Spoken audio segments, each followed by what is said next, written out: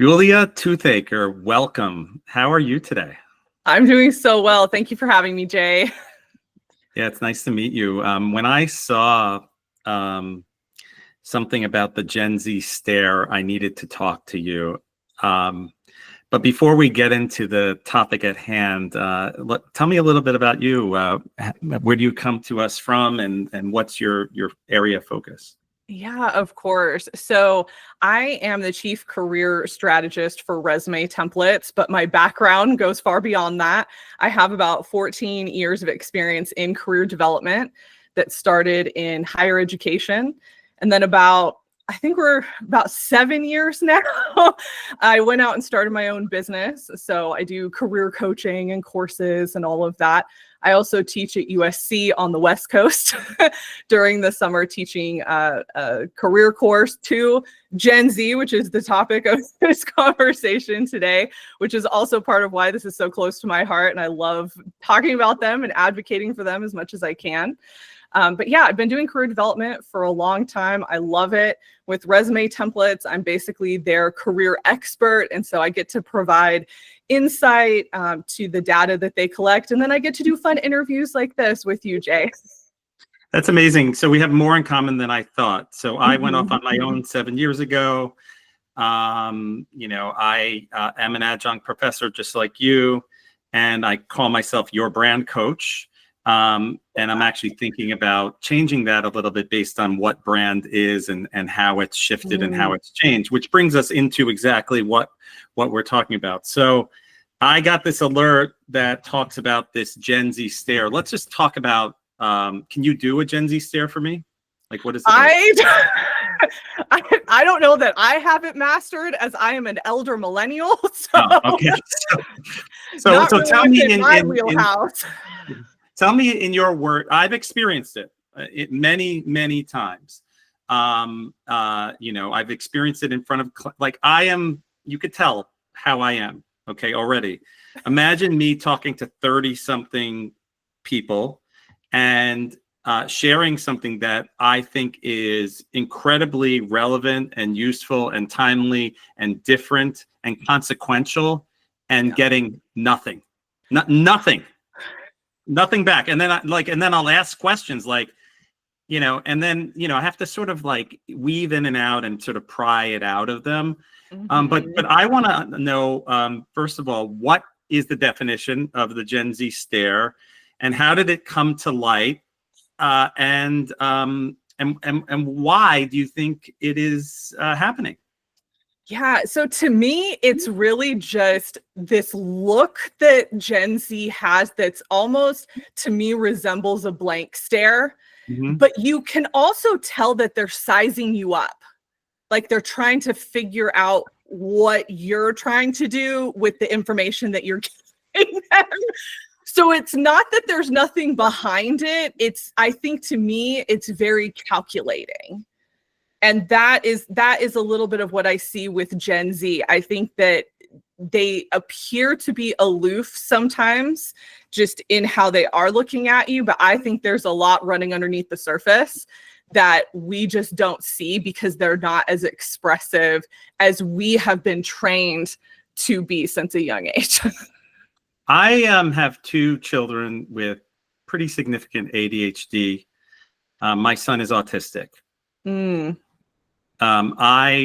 He goes to a school for neurodiverse, neurodiverse kids. So, and they call him twice exceptional. That's the term that they use for him. So, he's a spectacularly curious person. So much so that I'll just say it. My son Gavin has his own Substack. It's called Igniting Curiosity, and we work together on it. He chases fire trucks. And so like when there's a fire, he hears about it on Citizen. He hears it on the radio. He calls me and he says, this is happening. He's able to diagnose what type of fire it is. Then he writes it up, and it's a beautiful thing. That's amazing. I love the special interest. It's a special interest. So as a father who's experienced the breadth and depth of the curiosity of my son and the way he thinks, and understands neurodiversity. I can now sort of, I can't diagnose, but I could certainly detect people that are in my classroom. Like if I see a kid in my classroom that's like going like this, I used to be a little bit like, what's going on? You're not paying attention. No more, because I understand that. I also interviewed a man who created this. It's called Pinchy. Now, this is a device that was created for out of his neurodiverse need to have something that he could fidget with. Yeah. Okay, so now that I understand, or now that you understand where I'm coming from, what I'm saying to you is that I have an appreciation and a respect for the people that I encounter in my life and in my classroom that do not subscribe to the same unhealthy conventions that I was brought up with. That we all were brought up with. There was this phoniness of what was done. There were certain things that you don't say. You don't ask people what they make from a salary perspective. Yeah. Yes, you do. You know why? Because if you don't, you're going to be pushed down. And we're seeing a much more honest integrity and truthfulness in this generation, not because of anything other than it's necessary for survival. Because if you keep on thinking the system's going to take care of me, and then you get laid off, and then you get laid off again, then you get laid off again, why wouldn't you question this stuff, right? Yeah. Yeah. And I think that's a lot of what we're seeing. And I think that that's some of what came out in our results as well. I feel like there's this disconnect between generations and what they experienced. And Gen Z specifically, they went through the pandemic either during college or during high school or both in some cases, right? So they were isolated. They had all of that. They're also watching their parents, their siblings get laid off multiple times in some cases. So there's not really a loyalty to corporate anymore. And so that's what I see a lot of. I think that they're really onto it. And so they're not giving, managers and corporations any special treatment simply because they decided to hire them. To me, I think their state of mind is, I'll go get another job. I'm not going to put up with being treated this way. I'm not going to put up with a company that does X, Y, Z, whatever it is. They have very strong values and they express those in the decisions that they make. I was brought up to believe that if there was a little gap in my resume, that I would not be hireable. Yes. And so, but I've also watched videos of, I have this video that I posted a couple weeks ago of someone that was at, I believe, PwC. And it was the day that he won the hackathon that was put on. Have you seen that? Yes. And this guy was called to be laid off. Then he recorded it. And he said to the HR person who is typically reading a script, right. Hey, are you aware that your company, the company that I represent, picked me as the highest potential idea in the entire company today, the day you decide to lay me off? How does that happen? I'm not looking for you to answer it, but give me a little bit of insight as a career professional. Like, what is the dissonance, the disconnect? I mean, the disconnect to me is vast, unfortunately. Yeah. I think that's where you have people making decisions about layoffs when they haven't talked to managers. They haven't talked to people who are actually working with the people getting laid off. And so it becomes these high level decisions based on a job title and what they do, not necessarily based on the person. And so I think that's some of what has made some of these layoffs really hard for people, because they are high performing in many cases, or they have always had good numbers or whatever the case may be. And now they're being let go and they're like, wait a minute, I haven't done anything wrong. And it's just because, HR, HR, I feel like, gets a lot of hate for this, but they're getting directives from higher up and all of that. They are just the ones that have to execute on it. But, they're ticking boxes off, unfortunately. They're ticking boxes. And I have a client in this field that is very anti the box check approach. And that's shaping up to be her message. There's so much more that I want to talk about. First of all, a book recommendation. There's a man named Ashley Goodall, who wrote The Problem with Change. 100% you need to listen to it or read it. He was a chief HR officer at Cisco, and he experienced a lot of the problems that we just described. The other thing I'd like to mention is we talked earlier before we started recording about the kinds of interviews I do, but I have done other interviews, and I think it's called, the company is called Resume Builder. It might be a company in the same space, and they do surveys just like your company did. Yeah. And the survey suggested that a lot of HR professionals go to AI to help them make decisions about layoffs. Oh, interesting. Okay. And so I have an article about that, and I'll post the article in the article that I'll share with this. But the problem with that is, when does AI ever disagree with you? There's something called sycophancy, which basically means that AI is going to just agree with you. And then if you say, hey, AI, would you disagree with me? Then it will disagree with you. Right. It's basically blowing smoke up, And so the question becomes, and this is something that's very deeply personal to me. It's this dirty data. Like we are making decisions based on stuff that is just cycling through that may not be the ultimate source of the truth. Right. Well, and I think even with an article like that, AI is going to give out as good of information as you give it. Yes. So if you're just giving it an org chart with no details about what people to do, no goals, you would have to give it so much data for it to give you a legitimately good result that feels really weird to me. And that's part of the thing that I've never understood is, like, why aren't we looking at, talking to hiring managers and say, if you had to downsize your team, who would you choose based on, performance or based on need or redundancy or something like that, which all layoffs are bad, right? But how can we make the decisions where it makes a little bit more sense than just, throwing people out to the wind and they have no idea what's going on. They didn't see but it. I thought AI was going to solve this all. Oh, Jay, I think they think AI is going to solve everything, but unfortunately. Well, that's the thing. So let's talk about that a little bit. Because I think it relates to this disillusionment that is happening. So, you have all these companies, and me as a marketing professional who used to be compensated for writing articles, creating social media posts, all things that people are valuing less because AI could just crank them out. Mm-hmm. Little do people know that when I work with AI and I write with it about this, I have downright fights with it, like to submission.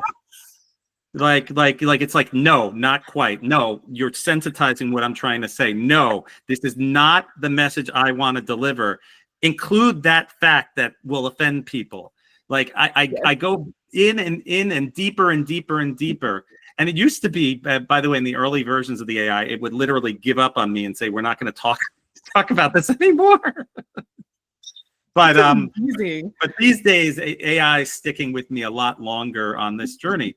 But as a marketing professional, and maybe this is some advice that I could take from you, it's like, I don't think a corporation would hire me to do the same things that I grew up doing.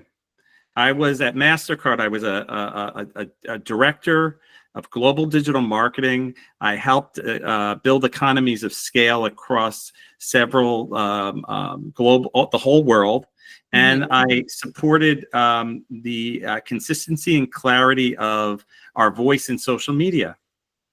But when I look back at that, it's like, well, what does that even add up to? anymore. What, like all these people that were busy creating campaigns and stuff. If you take that all away, that company is still going to thrive. Right. So there's been a reckoning in the types of people that add value in companies. And I am trying to be on the bleeding edge of being as relevant as possible, understanding that this has happened. But let's look at it from the Gen Z perspective. So what do they need to do to arrive, to show their relevance? What does a Gen Z career look like when you can't depend on a corporate job for the rest of your career? Yeah, so I think that's what's going to be really interesting. And I'm making some statements based on my observations and what I've seen. So other people might see something different. Okay. But what I think is they're going to have the most diverse and flexible career paths that I think we've ever seen. And a lot of that has to do with social media. So many of Gen Z make money from social media, and they make really good money, but that might fizzle out. They might not want to do it anymore. And now we got to transition into a job that, has benefits and is a little more predictable, because that's probably what they would want.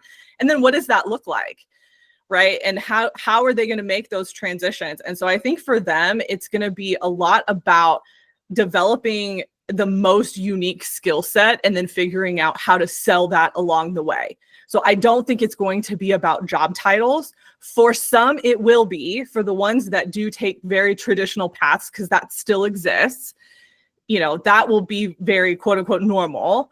But I think for another chunk of them, what we haven't seen is this kind of social media diverseness, and how do we talk about that? And I think it's going to end up being very skill-based, and they're going to have to be able to tell their career story in a way that a corporation or somebody who's older hiring them is going to see, oh, I can see how you fit in this role, even though you've had a different experience. So I think that's going to be some of their opportunity and their challenge. Makes sense. Now I'm going to say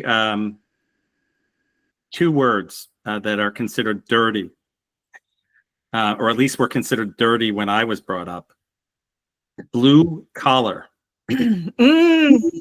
So another thing that I'm very well aware of is that there is an increase in popularity of jobs like being a plumber, being an electrician, building things with your hands, doing things that a lot of people were raised to look down upon.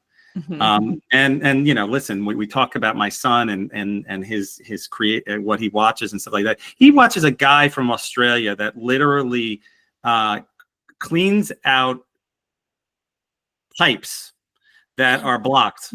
Yeah. So he'll go there and he has his GoPro and he's like, oh, where's the blockage? And then like he'll use the snake and this and that. And then when the thing cleans up, it's like very satisfying.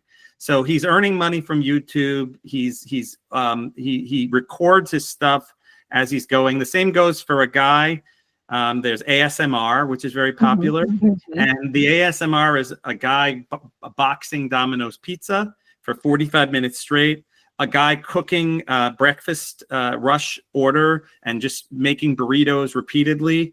And then those things get thousands and thousands of views. They gain popularity there. They're probably paid more from the YouTube than they are from being a short order cook. Yeah. And then you can create merch and all that. But like, that's all good. But is that...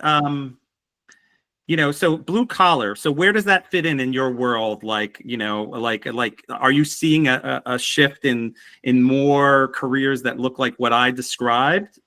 Yeah. So to be totally transparent, blue collar is not my main expertise, but I will say that I've seen people who are much more interested in it. And I think that because we're going to eventually see a shortage, I think we're going to see a lot of push in the high schools for people to go into blue collar. So I think we're going to see a little bit of a flip-flop than we've seen the last 15 to 20 years. So where college has been really pushed, I think we're going to start to see the trades pushed a lot more. Also, and I mean, you're in higher education, I was in higher education. I think we're losing a lot of validity within higher education because of the cost to outcomes. Oh, really? You think that? I do. Oh, that is a whole Sure. other podcast. Yeah. But because of that, I think the younger generation is also a little bit more weary of what's the point of me spending this if one, I can't get a job, the job's not going to pay, and then I'm potentially going to get laid off from it. And so this idea of going into trades and, it's much cheaper. A lot of, you can get it paid for in some cases. You can make a lot of money, but there's trade-offs for that as well. Right? Your body's going to break down quicker. Retirement looks different. You work really long hours. So you as a person have to figure out which environment and which scenario is the best for me in the life that I want to live. If I were to do it again, I'd be a cop or a fireman. The truth is that we visit firehouses throughout New York City and the surrounding areas. And most of these people, these public servants who help in great ways, it's a 20-year career and you get a paid pension after that. And so you start at 20-something, you end at 40-something. And I have friends that served and were able to retire with the pension, with the benefits. And now they could open up a bunch of Dunkin' Donuts. And on top of that, you can be a private security person and earn a lot of money. It's totally different. But I would never. I can't do that. I just that would not be my thing. There's too much going on with me for that. But hold on. I want to touch on something that you said that I think is really important that doesn't get talked about, which is the pensions. Yes. Because we have to remember that our older generations had access to pensions. That was much more of a common thing that was going on. They were used to it. And there are still some fields that have it, but most don't anymore. And so when we talk about 401ks that are useless, right? Exactly. And so when you talk about loyalty to the organization, the reason that people had loyalty is because there was a pension at the end of it. That's why they stayed for so many years. That's why our parents and grandparents stayed as long as they did, because they saw the benefit of the pension. Well, that doesn't exist anymore. So now that loyalty, unless your company is really good and has really good benefits and treats you well and does all the things, there is no loyalty, because what's the benefit of that? There isn't any. Okay, so this is a reckoning. Isn't it? What it's and I listen, I have there are a lot of people that look at what I'm doing and how I'm doing it and say to me, Jay, you're overly negative about a lot of things. And I like to think that I am being realistic, and I am, I created this thing called the Marketing Accountability Council, where I'm calling BS on a lot of the things that I experienced for years and years and years that fundamentally don't work anymore. I mean, you said I was your first conversation today. Well, I had a conversation with a person named Kevin a few minutes, an hour before I talked to you. Who became an entrepreneur right about the time you and I became entrepreneurs, and had similar experiences to me. I am not yet 50 years old, and I am at a loss as to what my career and livelihood will look like if I do not take the bull by the horns and do exactly what I'm doing, which is I've created a Substack. Proud to say that I have earned $700 from people paying me for my writing.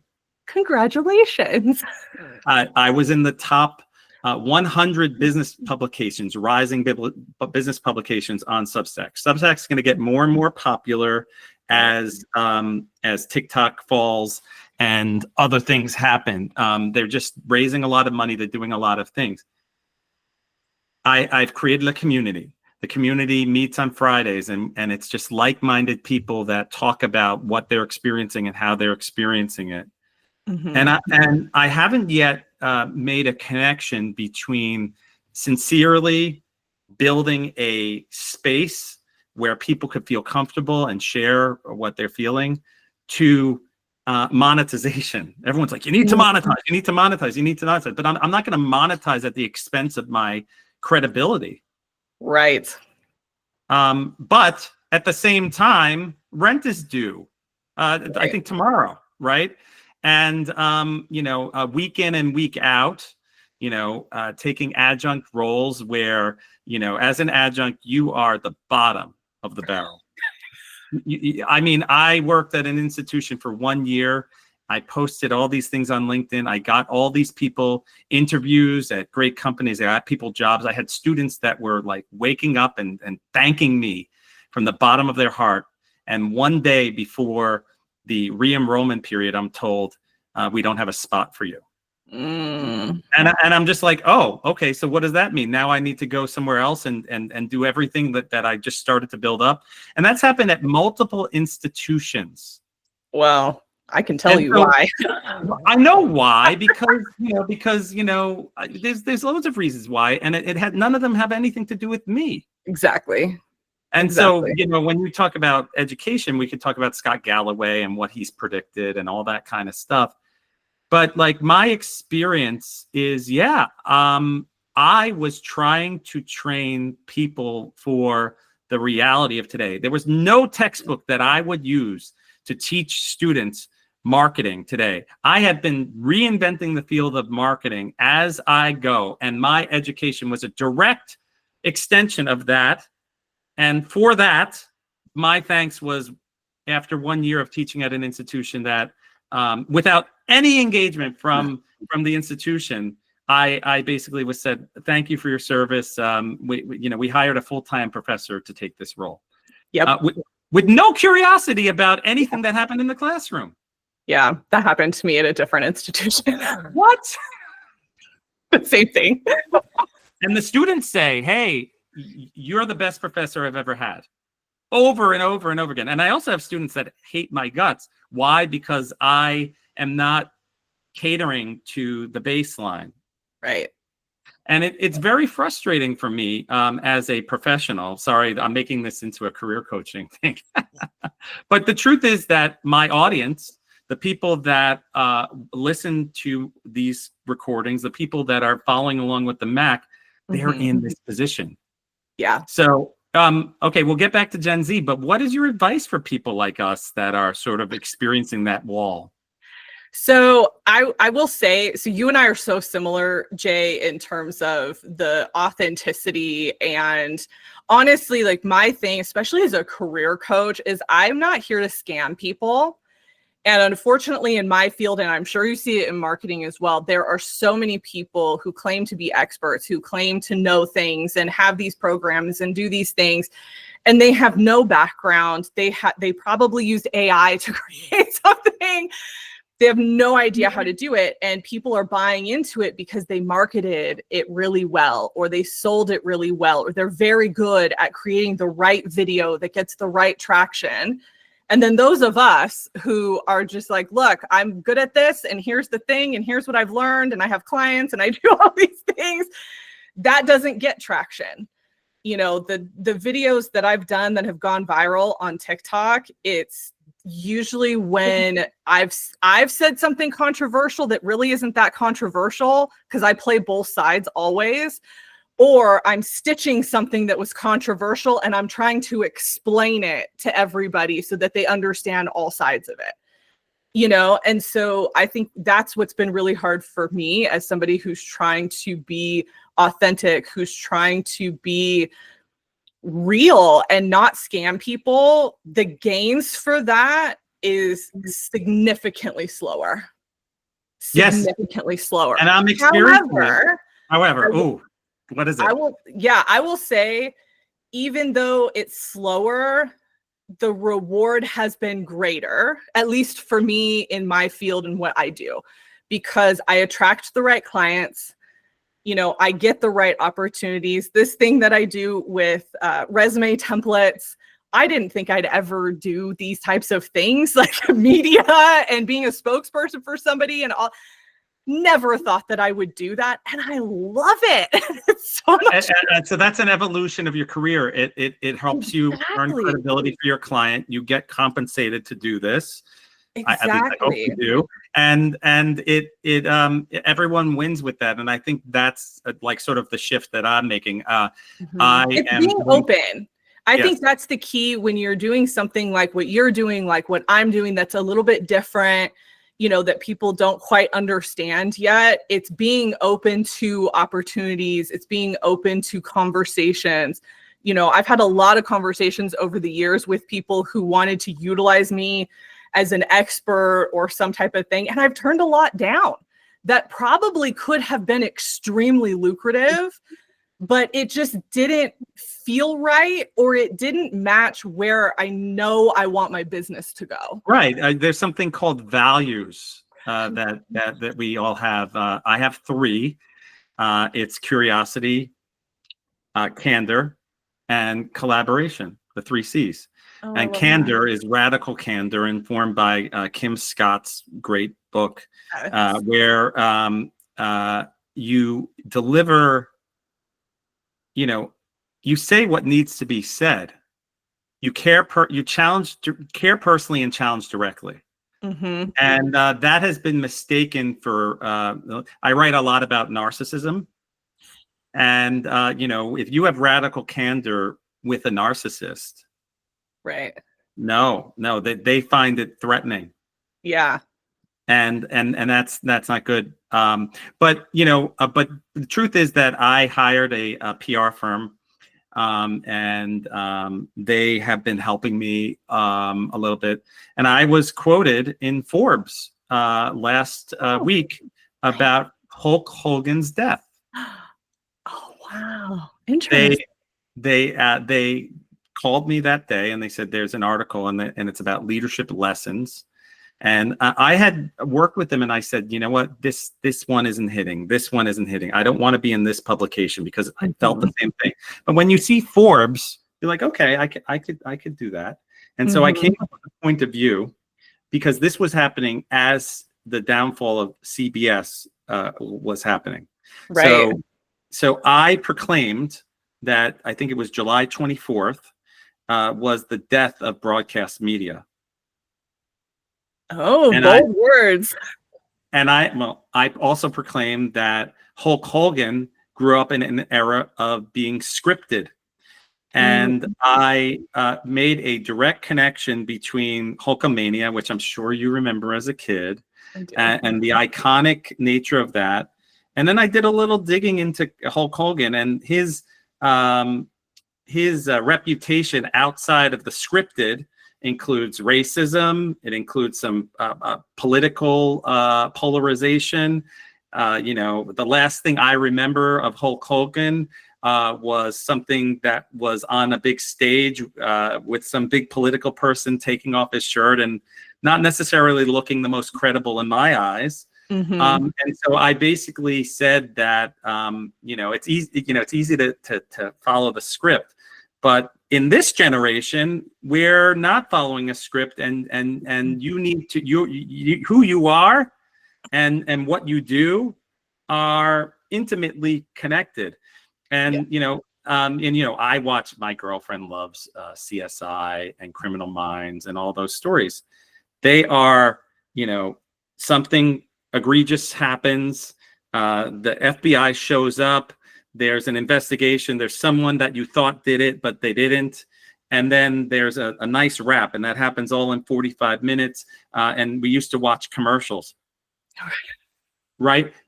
Now I can watch YouTubes of police dash cams of things that are a lot more interesting to me and a lot less predictable, but they still follow the story arc, but they're not as sensitized. And I think that era where we see that YouTube, from a media consumption perspective, is higher than Netflix or any of these. Right. Like, I think that's what this Gen Z is growing up with, right? And they're not going to tolerate. I can't even imagine someone sitting with me and watching Beverly Hills 90210, like my kids. or Seinfeld or Friends. Yeah. Right? Like that just Yeah. doesn't appeal. But my daughter watches like little dramas that are real families doing real things. Right. That's Well, that's a real, different. yeah. Well, yeah, it's sort of scripted, but yes, but they're filmed with an iPhone Right. a lot of times. So can you let's connect that back to the paradigm of Gen Z. So when Gen Z is experiencing that, and then you have these millennials that are basically expecting them to align with the paradigm that we grew up with. What you said in the beginning is that it's on both sides. Mm-hmm. I think we need to understand, and I think they need to also understand and appreciate that we've lived through a lot, we've experienced a lot, and the things that we can teach you would be very valuable to your life and your career. Yeah. Yeah. I think too, what Gen Z probably sees, and this is in light of everything that you just said, is they can spot inauthenticity. And so because of that, when we think about the corporate space specifically and how we are expected to behave, there's this fakeness to everything, right? We have to talk to a leader this way. We have to talk to our manager this way. We have to talk to our coworker this way. And to your point, I think that our generations, it was almost very scripted. There's this professional voice that sounds very scripted. And I don't think that Gen Z is playing into that. And I think that that's a little bit of the disconnect. And to be fair, I think there's a lot of millennials that are not playing into that as well. But I think they're getting handcuffed still by older generations who are still in the workforce and expecting that type of communication, expecting that level of professionalism, whatever that means in the context that you're in. Sure. Well, I'm getting it. Like I have parents who say, you know what, Jay, you have an Ivy League degree. You're an author of a book. You have all these things. You worked at MasterCard for all these years. Why is it so hard for you? I actually don't know why. Like I'm like, you know what? Eventually something will happen that will, and I have big things in the works, but those big things are here. And I'm like, okay, it's a day before the rent is due. Right. And so that disconnect is very hard. And we haven't even talked about generational wealth. So my parents are comfortable. They're what we would call upper middle class. They're on a cruise right now. I'm getting photos of them on this a very beautiful cruise. I'm very happy for them. They just celebrated their 50th anniversary. And in their life, they were able to buy a home, sell that home and get a bigger home. They were able to invest and have a little bit of a nest or a lot of a nest. And I am living through my 40s, and I just don't know. Like there are no more pensions, no more of that, no more of this, no more of that. No one is taking care of me. Right. Like they were taken care of. And I think that fundamental shift it comes totally back to this idea that if you don't take the bull by the horns, whether you're my age or you're, I don't know how old you're, I'm never going to ask, but like, I would assume we watch the same TV shows, but like, we need to have a fundamentally different attitude of fending for ourselves and sort of fighting off BS. Right. Right. Yeah. And I will say, so one of the assignments that I have my students do in my class is you need to choose a city that you want to live in, and you need to look up, the cost of living for that city in comparison to the average salary that you might get straight out of school. Yes. And I will tell you, it's one of my favorite assignments. And it's guided. I have specific things I want them to look up and talk about and all of that. But I love it because for some of them, most of them want to live in a major metropolitan area. And so they figure out very quickly how much it costs for them to live there if they don't already live there or their family doesn't live there. And so many of them at the end of it are like, well, I guess I'm going to have to get a roommate. Yeah, or you can move to Syracuse. And I went to Syracuse University, and the town of Syracuse is having a little bit of a renaissance. Why? Because the cost of living isn't as expensive, and you can create beautiful co-working spaces, and you could connect with the university. Syracuse was known as the place where Carrier was. They called it Salt City, but those people have moved out. And I think that human ingenuity and creativity and the changing way we're working is starting to catch up. I'm going to start a craft brewery. Right. Stuff like that. I think that's the shift that we're changing. So I think we followed a full story arc. The character has a problem, and we talked about the problem, what caused the problem, and we talked about how both Gen Z and older generations can have this reckoning with themselves. Mm-hmm. That's ultimately, there's a Whitney Houston song, I believe the children are our future. Oh, yeah. Treat them well and let them lead the way. Show them all the beauty they possess inside. Give them a sense of pride to make it easier. Let the children's laughter remind. I decided long ago never to walk in anyone's shadows. If I fail, if I succeed, at least I lived as I believe. No matter what they take from me, they can't take away my dignity. And the greatest love of all, that's that, so if you, at the end of the day, whether, I don't care what generation you are, if you understand your values, understand your worth, and show up with authenticity, it will eventually pay off. That's what I believe. So. And I think, I've been saying this in different interviews that I've done, I think Gen Z is really going to change the world of work in a more dramatic way than other generations have up to this point for everything that we have talked about. And I think it's going to be, we're going to see a lot of growing pains there, but I think it's going to be good. And at the end of the day, I mean, most things are cyclical. And I think that's what we're seeing. I think this generation probably is going to end up owning businesses. And if it's not this one, it's going to be Gen Alpha, right? Which is a lot of what boomers did, right? They all owned businesses and all of that. And well, they're going to, be gone at some point, and those businesses have to transfer. So I think that we're going to see a lot of shift in the next probably 10 to 15 years in terms of what work looks like and what Gen Z really latches onto. Because right now they're still, the oldest Gen Z is still really an early career and approaching kind of that mid-career time, but really still an early career because they're still in their 20s. And we just don't know. We don't know what they're going to do, but I think it's going to be different. And I think it's going to shake up the world of work, and corporations are going to have a rude awakening when they can't keep people because of all the stuff that they've been trying to pull the last couple of years. Sounds good. So, Julia, tell us where people could reach you and how they can engage. Yeah. So if you want to reach me specifically, LinkedIn is actually one of the best ways to connect with me. I am always on there, always posting content. The content for resume templates is on resumetemplates.com. If you want to read some of these articles and the work that we do, you can also engage over there. Great. Thank you for joining me, and look forward to staying in touch. Thank you for having me, Jay.